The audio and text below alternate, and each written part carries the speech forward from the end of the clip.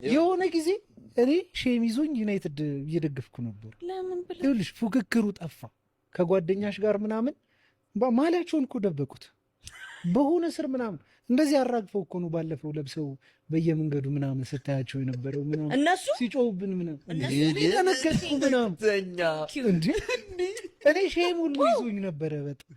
አንዳንዶቻችን እግር ኳስን እንዴት ነው የምንመለከተው? ጥቂት የማይባሉ ሰዎች እግር ኳስን እንደ ሃይማኖትና እንደ ፖለቲካ ስርስ አድርገው ዶግማና ቀኖና አበጅተውለት ክርር አድርገው የሚመለከቱ አሉ። የዚህም ቪዲዮ ኮሜንት ብትመለከቱ እወድ ነበር ጠላውክ፣ ትልቅ ሰው አልነበርክም እንዴ ወረድክብኝ፣ ብቻ ስለ እግር ኳስ በማውራቱ በተለይ ደግሞ ልክ ብዙዎቻችን እንደምናደርገው አንዱን ደግፎ ሌላው ላይ ለመቀለድና ለመተረብ መሞከሩን እንደ ነውርና እንደ ውርደት እየተመለከቱ ያሉ ሰዎች አሉ።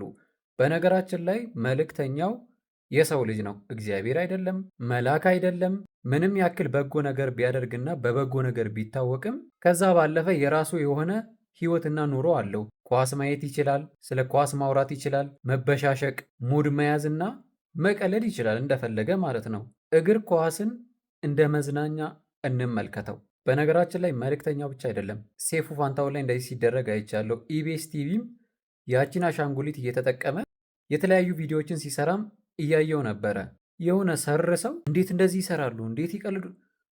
በኳስ ካልቀለድክ፣ በኳስ ሙድ ካልተያዘ፣ በኳስ ካልተበሻሸቀን በምን እንቀላለድ? በሃይማኖት፣ በፖለቲካ፣ በትምህርት እንደዚህ ራሱ ኑሮ አልገፋ ብሎናል።